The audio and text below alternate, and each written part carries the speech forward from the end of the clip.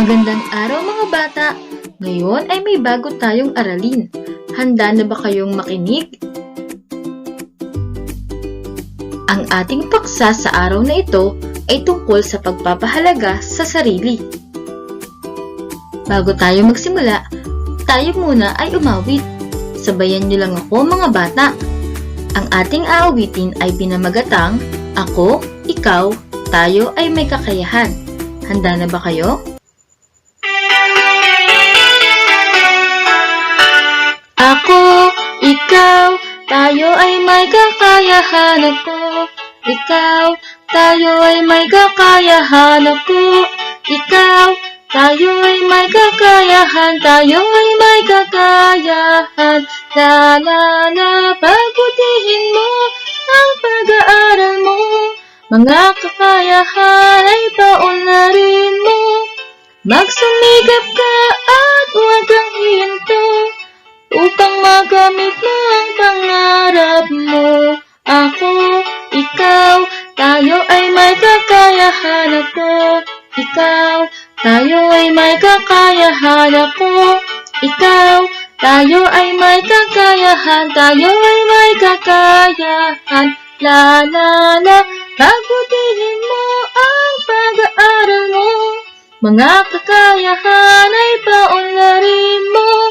Magsumikap ka at huwag kang hihinto upang magamit mo ang pangarap mo.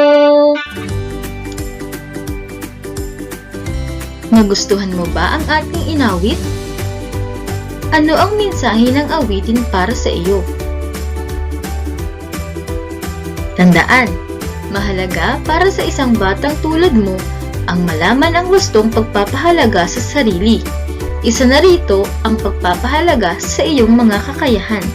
Kakayahan ang tawag sa mga bagay na kaya mong gawin. Mayroon akong inihandang mga larawan na nagpapakita ng mga kakayahan ng isang batang tulad mo. Sabihin mo lamang ang salitang opo kung ikaw ay nagtataglay ng mga kakayahang ito at hindi po kung hindi. Malinaw ba mga bata? Kaya mo bang kumanta? Opo? Hindi po. Kaya mo bang sumayaw?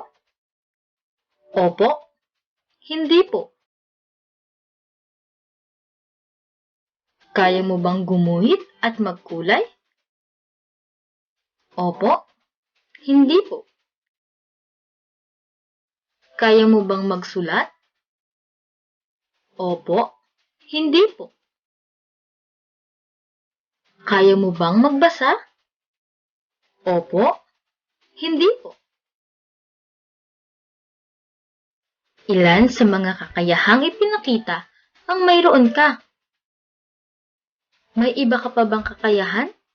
Ano-ano ang mga ito? Tandaan, ang iyong mga kakayahan ay magagamit mo sa pagtupad sa iyong mga nilanais o pangarap sa buhay. May iba't ibang paraan na maaari mong gawin upang mapaunlad ang iyong mga sariling kakayahan. Una, tuklasin ang mga kakayahan na mayroon ka. Pangalawa, magsanay at maniwala sa iyong mga kakayahan. Pangatlo, sundin ang gabay at payo ng mga magulang at guro. Pang-apat, gamitin ang kakayahan sa wastong paraan. Ngayong alam niyo na ang inyong mga taglay na kakayahan, ay patuloy niyo pa itong paunlarin. Ito ang susi sa pagtupad ng inyong mga minimithi. Hanggang sa muli, paalam!